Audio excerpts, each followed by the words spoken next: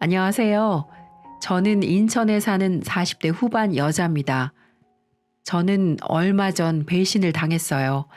배신을 한 사람은 20년 가까운 세월 동안 함께 산 남편이고요. 네, 남편은 바람을 피웠어요. 그것도 제 고등학교 동창과 말이죠. 어쩌다 이토록 우라통이 치미는 일을 겪게 됐는지 사연 보내볼게요.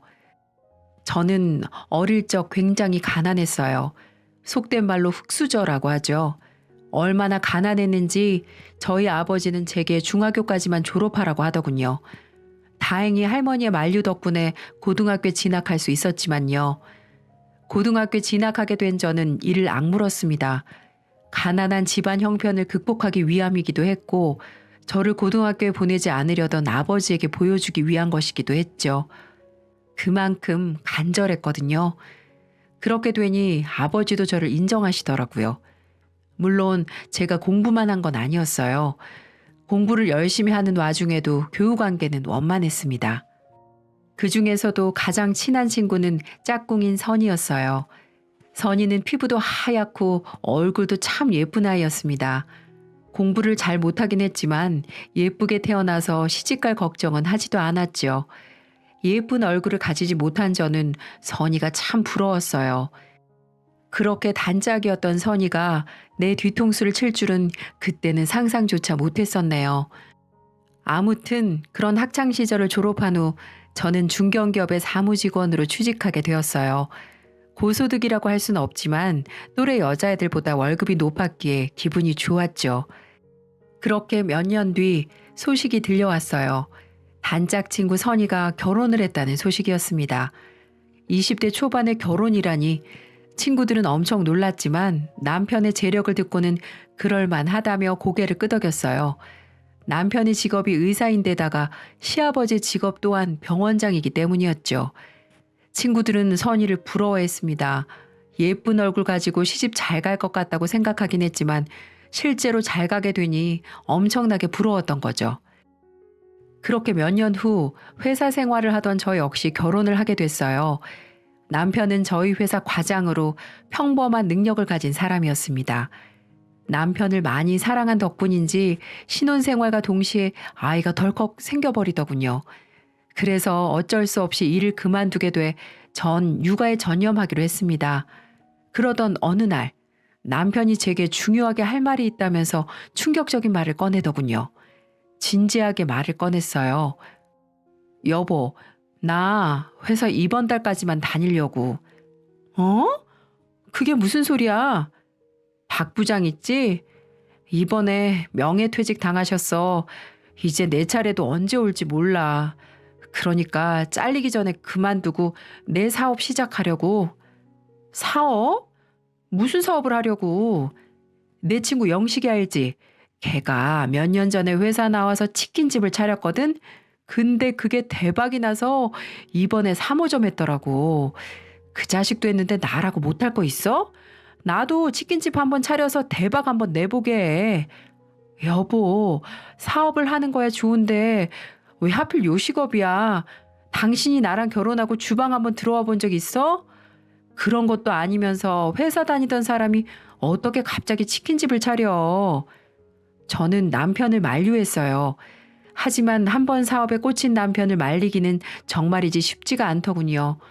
결국 남편은 퇴사를 한 후 퇴직금과 살고 있는 집을 담보로 대출을 받아 치킨집을 크게 차렸습니다. 솔직히 못 믿어왔지만 남편이 하는 일이라 잠자코 지켜봤죠. 그런데 이 사람이 시간이 아무리 지나도 월급을 도통 가져다 주지 않더군요. 대체 왜 생활비를 주지 않냐고 물어도 투자금으로 썼으니 일단 있는 걸로 버티라고 하더군요. 하지만 그게 6개월이 지나가자 저는 결국 한 소리를 하고 말았어요. 당신 대체 뭐 하는 거야? 아니 돈을 그렇게 끌어다가 가게를 차렸으면 무슨 얘기가 있어야 할 거 아니야. 내가 지금 뭐 큰돈 달래? 그냥 생활비만 달라는 거잖아. 근데 왜 아무 얘기도 없는 건데? 나는 그렇다고 쳐도 애는 어떡하라고? 제가 굶는 건 괜찮아도 제 아이가 굶는 건 참을 수 없던 저는 그동안 참아왔던 분노를 폭발시켰어요. 하지만 남편은 알겠다는 말만 반복하더군요. 그렇게 재촉하면 일이 더 안 풀린다는 얘기만 하고요. 하지만 6개월 뒤 남편은 가게를 폐업했다는 소식을 전하더군요. 알고 보니 남편의 치킨집은 장사가 된 적이 한 번도 없었고 엄청난 유지비를 대출로 메우고 있었어요. 그 얘기를 듣자마자 어찌나 어이가 없던지 세상이 무너지는 것 같았습니다. 그동안 남편을 철석같이 믿고 가게 사정을 들여다보지 않던 제 자신이 참 바보처럼 느껴지더군요. 아무튼 그렇게 저희는 빚더미에 앉게 되었어요. 빚 독촉을 하는 고지서는 매일매일 쌓여가는데 남편은 집에서 소주만 연거푸 들이키더군요. 애는 우는데 돈은 없는 상황. 정말이지 지옥 같았어요. 돈을 구해야만 했죠. 하지만 대출이 쌓여있는 상황에서 제게 돈을 빌려줄 기관은 없었어요. 그런 상황에서 떠오른 게 고등학교 동창 선이었습니다. 어릴 적 자매처럼 지낸 데다가 유복한 집안에 시집을 간 선이라면 제게 도움을 줄 수 있을 거라고 생각했어요. 결심이 선 저는 곧바로 선이에게 전화를 걸었습니다. 현수가 오랜만이네. 무슨 일이야? 선이야, 잘 지냈어? 사실 다른 게 아니라 갑자기 연락해서 이런 말 하는 게 갑작스럽다는 거 너무나 잘 아는데 내가 너무 힘들어서 미안하지만 나 딱 200만 원만 빌려줄 수 있을까? 이번에 남편이 가게를 정리해서 빚이 많은데 당장 생활비가 없어서 이렇게 부탁 좀 할게. 저는 간절한 심정으로 선이에게 부탁했어요. 솔직히 더 많은 금액이 필요했지만 친구에게 연락해 돈을 꾸는 게 미안해 당장의 생활비만을 부탁했죠. 그렇게 큰 금액이 아니기에 돈을 빌릴 수 있을 거라 생각하기도 했고요. 하지만 제 예상과는 달리 선이는 제게 싸늘한 반응을 보이더군요. 돈? 미안한데 난 아무리 가까운 사이라도 돈 거래 안 해. 그러니까 돈은 못 빌려주겠다. 선이야, 정말 미안한데 이번 딱 한 번만 부탁하면 안 될까? 내가 어디에도 돈을 빌릴 수가 없어서 그래. 내가 굶는 건 상관없는데 우리 애기까지 굶고 있어서 그래. 부탁 좀 하자. 너도 애엄마니까 이게 어떤 심정인지 알 거 아니야. 아니 얘가 왜 이래? 안 된다고 말했잖아. 그리고 내가 애엄마인 거랑 너랑 무슨 상관인데? 그 애가 내 애야? 네가 남편 잘못 만나서 애 분유값도 못 버는 걸 왜 내 탓을 하니? 아우 정말 어이가 없어서. 됐고 나 끊을 테니까 돈이나 꿀 거면 다신 전화하지 마. 선이는 그렇게 말하며 매몰차게 전화를 끊더군요. 돈이 없는 것도 서러운데 친구까지 잃으니 정말 가슴이 미어졌습니다. 돈 앞에서는 우정이고 사랑이고 없다더니 이게 딱 그 짝인가 싶었죠. 아무튼 날이 갈수록 불어나는 빚을 감당하지 못한 저희는 담보로 걸린 집을 넘기고 쪽방으로 이사를 갔어요. 다리 하나도 뻗기 힘든 좁은 방에 있으니 정말 막막하더군요. 솔직히 죽을 생각도 했어요. 하지만 해맑게 웃는 아이를 보니 그것도 차마 못하겠더라고요. 그래서 저는 죽을 용기로 어떻게든 살아보겠다는 생각을 했어요. 그리고 무슨 일이든 정말 닥치는 대로 했답니다. 새벽같이 일어난 저는 신문 배달부터 시작해 식당 일, 건물 청소일, 전단지 배포, 대리운전 등 별의별 일을 다 했어요. 힘들고 고된 일이 참 많았지만 집에 있을 아이를 생각하며 이를 악물고 버텼죠. 그렇게 쪽잠을 자고 일만 하는 생활을 4년 동안 하니까 가게가 정상화되더군요. 대부분의 빚을 상환하니 남편도 기력을 되찾고 공사판에 나가 잡부로 일을 하기 시작했고요. 저희 가정에 다시 활력이 생긴 거였죠. 그러던 어느 날 엄마에게서 전화가 왔습니다. 현수가 엄마 친구 미숙이 아줌마 알지? 그 아줌마가 이번에 이민을 간다고 하거든. 그래서 식당을 싸게 처분한다고 하는데 어떻게 너 생각 좀 있니? 네가 맡아서 하면 잘할 것 같은데 네가 어릴 때부터 손맛은 아주 야무졌잖니. 엄마는 친구분이 하시던 식당을 인수할 생각이 있냐고 물으셨어요. 생판 모르는 가게였다면 그냥 거절했겠지만 저 역시 어릴 적부터 자주 가던 곳이라 어쩐지 솔깃하더군요. 그 가게는 지역의 맛집으로 장사가 꽤 잘 되던 자리였거든요. 일단 전화를 끊은 저는 남편에게 상의했어요. 여보, 우리 엄마 친구분 중에 왜 미숙 아줌마 알지? 그분이 이번에 이민을 가시는데 가게를 급하게 처리하느라고 싸게 넘기시는 모양이야. 그래서 내가 거길 좀 맡아서 해보고 싶은데 어떻게 생각해? 그래, 잘 됐네.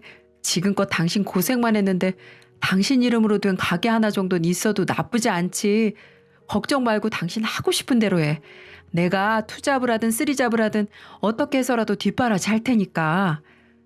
남편은 몇 년 전에 치킨집을 말아먹은 것에 대해 보답하고 싶다며 제게 가게를 맡아서 해보라고 했어요. 남편의 말에 용기를 얻은 저는 엄마에게 전화를 걸었고 가게를 인수하겠다고 말했습니다. 그렇게 가게를 인수한 저는 무슨 메뉴로 가게를 운영할지 고민하다가 제가 가장 자신 있는 집밥을 테마로 백반집을 차렸어요. 한국 사람 중에 백반 싫어하는 사람은 없으니까 실력만 제대로 발휘하면 성공할 수 있을 거라고 생각했죠. 그리고 제 생각은 제대로 적중했습니다. 오픈 첫날부터 사람들이 몰리더니 나중에는 줄을 설 정도로 손님들이 몰리더라고요. 그땐 정말 정신없이 일했네요. 자연스럽게 돈도 엄청나게 벌었고요. 퇴근하고 나서 정산을 하면 이게 정말 내 돈인가 싶을 정도로 어마어마한 돈을 벌곤 했어요. 하지만 저는 절대로 자만하지 않았습니다. 한 번 망해봤기에 다시는 그 지옥으로 돌아가고 싶지 않았거든요. 그렇기에 저는 몰려드는 손님들을 응대하기 위해 최선을 다했어요. 그렇게 7년 정도를 일하니까 예전에 사무직으로 일했을 때는 절대로 벌 수 없는 금액이 통장에 쌓여 있더군요. 그만큼 가게가 잘 되었던 거죠. 하지만 저는 그래도 마음을 놓지 않았어요. 제 아이가 배고파서 울던 대로 돌아갈 수는 없었거든요. 그렇게 저는 모든 돈을 탈탈 털어 3층짜리 상가 건물을 매입했습니다. 서울은 아니지만 나름 수도권에 제 이름으로 된 건물을 샀다는 게 정말 기뻤어요. 몇 년 전에 쪽방에서 셋이서 자던 시절이 생각나는 바람에 눈물도 참 많이 흘렸네요. 아무튼 건물주가 된 저는 백반집을 운영함과 동시에 건물을 관리했죠. 그러던 어느 날이었어요. 2층 세입자한테 볼 일이 있어서 계단을 오르는데 건물 청소부가 대걸레로 복도를 열심히 닦고 있더군요. 수고 많으십니다. 저는 고생하시는 분께 인사를 하고 올라가려 했어요. 그런데 얼핏 본 청소부의 얼굴이 낯익다는 생각이 들더라고요. 저는 계단을 오르던 발걸음을 멈추고 뒤를 돌아보았죠. 건물 청소부는 제가 보는 줄도 모르고 열심히 걸레질을 하고 있었고요. 저게 누굴까 하고 생각하던 저는 건물 청소부의 정체를 알아보고 깜짝 놀라고 말았습니다. 너 설마 선이? 건물 청소부의 정체는 다름 아닌 선이었어요. 청소복장에 화장조차 하지 않아 긴가민가 했지만 확실히 선이더군요. 현수가 열심히 대걸레질을 하던 건물 청소부, 아니 선이는 저를 바라보며 놀란 표정을 짓더군요. 저는 그런 그녀에게 물었어요. 선이 네가 여기에서 왜 건물 청소를 하고 있는 거야? 저는 이 상황이 도무지 이해가 되지 않았어요. 금수저 의사 남편을 만나 사모님 소리를 들으며 살고 있어야 할 선이가 건물 청소를 하고 있기 때문이었죠. 남편이랑 이혼하는 바람에 그렇게 됐어. 알고 보니 선이는 의사 남편과 이혼을 했다더군요. 사유는 말해주지 않았지만 남편 욕을 하지 않는 걸 보니 자신의 잘못으로 갈라선 듯 했어요. 그나저나 현숙이 너는 여기 웬일이야? 혹시 이 가게에서 장사해? 아니, 여긴 그냥 내 건물이야. 뭐? 건물? 이 건물이 진짜 네 거라고? 선이는 이 건물이 제 거라는 사실을 믿지 못하겠는지 같은 질문을 몇 번이나 하더군요. 저 역시 같은 답변을 몇 번이나 해주었고요. 제 건물이라는 걸 믿게 된 선이의 얼굴이 파리하게 질리더군요. 자신은 남편에게 이혼을 당해 건물 청소나 하면서 힘들게 사는데 친구인 저는 건물주가 되어 이렇게 잘 살고 있었으니까요. 솔직히 저 역시 비슷한 감정을 느꼈습니다. 의사 사모님으로 떵떵거리며 살 줄 알았던 선이가 저렇게 초라하게 살고 있는 모습을 보니 마음이 안 좋더라고요. 일전에 돈을 빌려달라고 했을 때 매몰차게 거절했던 게 잊혀질 정도로 선의가 안쓰러웠죠. 아무튼 저희는 그렇게 인사를 하고 헤어졌어요. 저는 바쁜 백반집으로 돌아가야 했고 선의는 자신의 일인 건물 청소를 열심히 해야 할 테니까요. 저는 건물주가 되어서도 백반집과 건물 관리를 소홀히 하지 않았습니다. 비록 3층짜리밖에 안 되는 작은 건물이지만 제 희망이었기 때문이었죠. 저희 집안을 일으켜준 가게인지라 손님들에 대한 의리로라도 게을리 운영할 수는 없었어요. 그러던 어느 날 남편이 제게 묻더군요. 여보, 혹시 건물 청소하는 사람이 당신 동창이야? 내 동창이야. 전에 왜 내가 말했었지? 20대 초반에 의사한테 시집간 선이. 기억하지? 근데 그분이 이번 월급 좀 가불해달라는데 어떡하지? 월세가 많이 밀려서 부탁 좀 한다던데. 남편에게 월급을 가불해달라고 했다는 선의의 부탁에 저는 고민했어요. 10년 전에 제 부탁을 거절했던 선의가 생각났기 때문이죠. 하지만 똑같이 굴면 똑같은 사람이 된다는 생각에 저는 가불해 주라고 했습니다. 하지만 호의가 계속되면 권리가 된다고 가불은 한 번으로 끝나지 않더군요. 그때마다 남편은 가불을 해주었고 도저히 안 되겠다고 생각한 저는 선희에게 전화를 걸었습니다. 선희야, 너 월급 가불하는 거 말인데 이제부턴 안 될 것 같다. 이 정도면 나도 해줄 만큼 해줬다고 생각하니까 이제 우리 남편 조르는 일은 없었으면 좋겠어. 저는 나름 신사적으로 말했답니다. 하지만 선희는 일전에 기죽었던 모습과는 달리 기가 찬다는 듯이 대답하더군요. 넌 친구가 힘들다는데 그 정도도 못 해주니? 내가 어디 다른 데 쓴다고 빌려달라고 했어? 월세랑 생활비가 너무 밀려서 부탁한 거야. 좀스럽게 그게 뭐니? 건물주라고 재는 거야 뭐야? 선희는 가불을 한 주제에 제게 오히려 화를 내더군요. 그렇게 나오니 저도 갑자기 분노가 치밀었어요. 동창이란 이름으로 가불을 해줬는데 이딴 식으로 나오는 게 굉장히 불편했거든요. 얘, 너 지금 장난해? 내가 사정 좀 봐주니까 너랑 같은 수준으로 보여? 내가 만만해? 어떤 미친 여자가 청소업체 하청 직원한테 돈을 빌려줘? 네가 그나마 내 친구니까 믿고 빌려줬던 건데 넌 이게 권리인 듯 말한다? 이게 몇 번이나 가불해주니까 주제도 모르고 까불어. 너 지금 당장 가불한 돈 전부 다 뱉어낼래? 저는 선의를 무섭게 몰아붙였어요. 가불한 주제에 저를 좀스러운 사람으로 몰아가는 게 어이없었거든요. 그런데 또 웃긴 게 그렇게 말하자마자 선의가 꼬리를 확 내리더군요. 현수가, 내가 미안해. 잘못했어. 요즘 형편이 너무 어려워져서 내가 예민해졌었나 봐. 방금 했던 말 취소할게, 취소. 그러니까 내 사정 좀 봐주라. 내가 이혼하면서 재산 분할도 거의 못 받고 나와서 많이 힘들어. 까딱하다간 월세방에서도 쫓겨날 처지야. 얘 진짜 웃긴 애네. 내가 너한테 이혼하라고 했니? 재산 분할 받지 말라고 했어?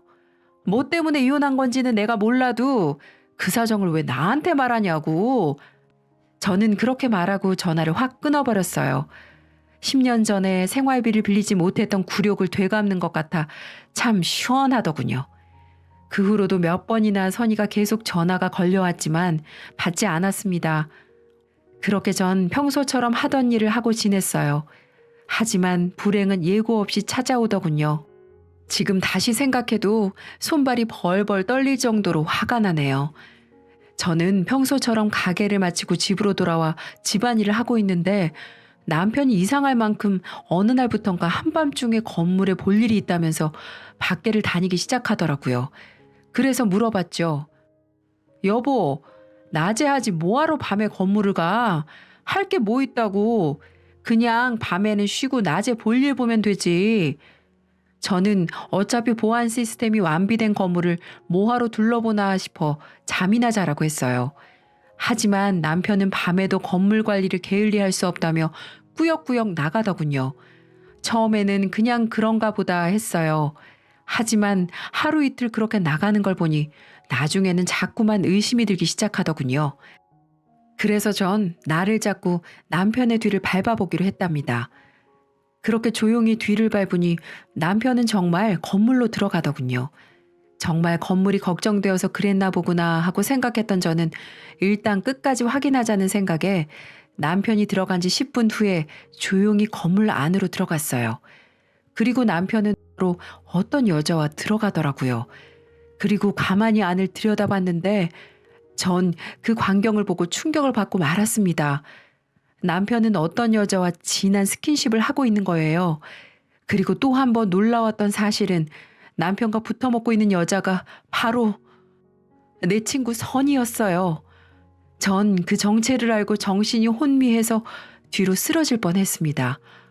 어떻게 다른 사람도 아니고 학창시절 함께 다닌 친구랑 그년과 그런 짓을 할 수가 있는지 전 남편과 선이 그 더러운 짓을 보고 분노해서 득달같이 그 안으로 달려들어갔어요. 이 짐승 같은 것들이 지금 내 건물에서 뭐 하는 짓들이야? 나이 처먹고 할 짓거리가 그렇게 없어서 이런 곳에서 더러운 짓거리를 해? 그리고 선이 너 오늘 잘 걸렸다. 라고 말하며 전 그년의 머리채를 잡기 시작했어요. 그리고 남편 놈도 뺨을 후려치기 시작했고요.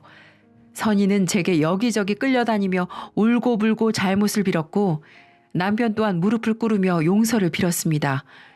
하지만 이런 상황에서 바보같이 용서를 해주는 등신이 어디 있을까요? 저는 계단에 있던 빗자루를 들어서 남편과 선이를 후려쳤습니다. 먼지가 잔뜩 묻은 시커먼 빗자루였지만 상관없었어요. 지금은 저 몰래 불륜을 저지른 더러운 것들을 심판하는 게 더 중요했으니까요. 이것들에게 가만히 들어보니 건물을 관리하는 남편과 건물 청소를 하는 선이는 서로 마주칠 일이 많았고 남편은 선이가 제 친구라는 사실을 알고 친절하게 더 대해주다가 서로 저 몰래 밖에서 술 한잔하다 눈이 딱 맞았다고 하더군요.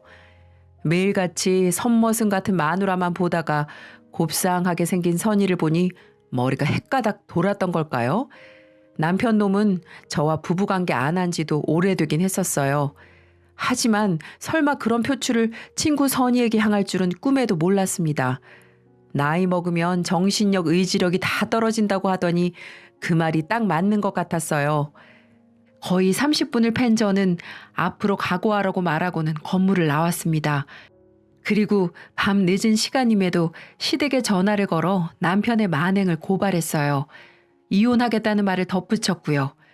날이 밝자마자 시어머니는 제게 찾아와 용서를 구하시더군요. 아가, 자식 잘못 키운 다 내 잘못이다. 저 녀석이 부인 잘 얻은 것도 모르고 헛짓거리를 했어. 미안하다 미안해. 그러니까 제발 날 봐서라도 참아주거라. 시어머니는 제게 비셨지만 저는 남편을 용서할 수 없었어요. 그리고 곧장 이혼을 강행했죠. 어차피 대부분의 재산은 제 명의인데다가 자식도 다 커서 이혼을 꺼릴 이유는 없었어요. 저는 거액의 돈을 들여 이혼 소송을 벌였습니다. 남편은 아무리 그래도 이혼만은 안 된다며 버티더군요. 제가 이혼 소송을 진행하니 거머리처럼 매일같이 찾아와 무릎 꿇고 잘못을 빌다가도 제가 강하게 거절을 하면 자기 마음대로 상황이 돌아가지 않으니까 언제 그랬냐는 듯 제게 와서 물건을 부수기도 했어요. 누가 봐도 조울증 환자로 보였죠. 그래서 전 남편이 물건을 부수고 위협하는 장면들을 찍어서 접근 금지 명령 신청을 했고요. 제 근처에는 오지도 못하게 만들었습니다. 그리고 그 이후 남편의 시를 아예 말려버리기로 결심을 하고 실행을 했습니다. 먼저 매달 시어머니에게 드리는 용돈 80만 원도 바로 끊어버렸고 2년 전에 내 돈으로 마련해드린 시어머니의 집도 부동산에 내놨어요. 어머님이 살아생전에 편히 사시라고 마련해준 집이지만 어차피 집 명의는 제 이름으로 해놓은 거라 가능했던 일이었죠. 그리고 남편이 타고 다니는 벤츠 승용차 신용카드도 처분하고 아예 정지를 시켜버렸습니다. 그걸 팔아버리니 전화해서는 소리를 꽥꽥 지르고 난리 부르스를 치더군요. 하지만 전 눈 하나 꿈쩍 안 했습니다. 어차피 내 재산 그대로 돌려받은 것뿐이니까요. 남편이 어차피 신용불량 인생이었기에 사회생활 할 수 있는 모든 것들은 저를 통해서만 할 수 있었는데 아무것도 못하게 제가 두 손 두 발 다 묶어버린 거였죠. 과거에 한 번 남편 신용불량 풀려고 한 적이 있었는데 남편이 그러더라고요. 어차피 당신이 있는데 뭐하러 그렇게 해. 당신 명의로 생활하면 되지 라고 말이죠. 남편은 모를 겁니다. 지금 그 발언이 자기 인생을 처참하게 만들 수가 있고 후회할 말이었다는 사실을요. 본인도 이런 일이 벌어질 줄은 아마 꿈에도 생각을 못했겠죠. 남편은 어느 날 전화를 해서는 서럽게 울면서 말하더군요. 진짜 당신 무섭다. 꼭 이래야겠어? 아무리 그래도 어머님 집은 사실 때까지 살게 해드려야지. 지금 당신이 집을 판다는 소리를 듣고 한숨도 못 주무시고 있어. 내가 이렇게 부탁할게. 다른 건 다 막더라도 어머니 집만은 살 수 있게 해줘. 라면서 다 자기 때문에 어머니가 길거리에 나앉게 생겼다면서 울기 시작하는데 차마 들어줄 수가 없었어요. 아이고, 이 사람아, 다 자업자득이야. 당신이 벌인 그 일 때문에 여러 사람이 고통받고 있어. 그러니까 애초에 그런 짓을 하지 말았어야지. 그리고 내가 왜 당신 부탁을 들어줘야 하는데? 당신과 이혼하면 이제 어머님도 나하고 남남이야. 그러니까 당신이 일을 해서 어머님을 모시든 말든 당신이 알아서 해. 그렇게 전 매정하게 전화를 끊어버렸어요. 그 이후 땡전 한 푼 없이 제게 쫓겨난 남편은 어디 공사판을 전전하고 있다고 하더라고요. 이제 나이도 먹었고 기술도 없으니 어디서 직장을 구하기는 아무래도 힘들었겠죠. 얼마나 힘들었으면 아들에게 전화해서 100만 원을 빌려달라고 했다고 하더군요. 아무리 찌질해도 그렇게 찌질할 수가 있을까요? 아들도 그러더라고요. 엄마 힘들게 한 아빠 정말 보고 싶지 않다고요. 한순간에 마누라도 잃고 자식도 잃은 남편, 전 전혀 불쌍하지도 않았네요. 오히려 속 시원하고 고소했어요. 지금은 그렇게 이혼 소송 중에 있습니다. 남편이 재산 분할을 요구하는 바람에 시간이 생각보다 길어지고 있네요. 그래도 어떻게든 전 재산을 지키려고 해요. 다른 사람도 아닌 제 친구랑 바람핀 남편, 전 절대 용서할 수 없으니까요. 모든 걸 알아보니 그동안 선이가 가불에 갔던 건 선이가 힘들게 살고 있었던 걸 알고 있었던 남편이 선이에게 도움을 주기 위해 가불을 핑계로 제게 돈을 요구했었던 거였어요. 저는 선이에게도 철퇴를 내렸어요. 선이에게 따로 위자료 소송을 걸어서 2천만 원을 배상하라는 판결을 받았습니다. 2천만 원이 없던 선이는 제게 시간을 달라고 했지만 전 먼지까지 탈탈 털 작정으로 선이가 살고 있는 집 보증금을 담보로 소송을 진행하고 있는 중이에요. 법원에서 과연 제 소송을 받아줄지 아니면 매달 나눠서 지급하러 갈지 알 수는 없지만 전 지구 끝까지 찾아가서 받아낼 겁니다. 물론 제게 2천만 원 있어도 그만, 없어도 그만인 돈이지만 선이에게는 그 2천만 원이 자신의 삶에 있어서 가장 뺏기기 싫은 돈일 테니까요. 그렇게 저는 남편과의 소송, 선이와의 소송 결과를 각각 기다리고 있습니다. 변호사 말로는 조만간 결과가 나올 것 같다고 하는데 우선 기다려 봐야겠죠. 제게 씻을 수 없는 죄를 지은 그들에게 꼭 벌을 주고 제 새로운 인생 살고 싶네요. 남의 눈에 눈물 나게 하는 사람들은 응당 벌을 줘야 이치에 맞는 거라는 생각이 드니까요. 다들 이 힘든 시국에 조금만 더 힘내시고 우리 모두 활짝 웃을 수 있는 그날까지 아무쪼록 건강하고 좋은 일만 가득하시길 바라봅니다. 지금까지 제 사연 들어주셔서 감사합니다.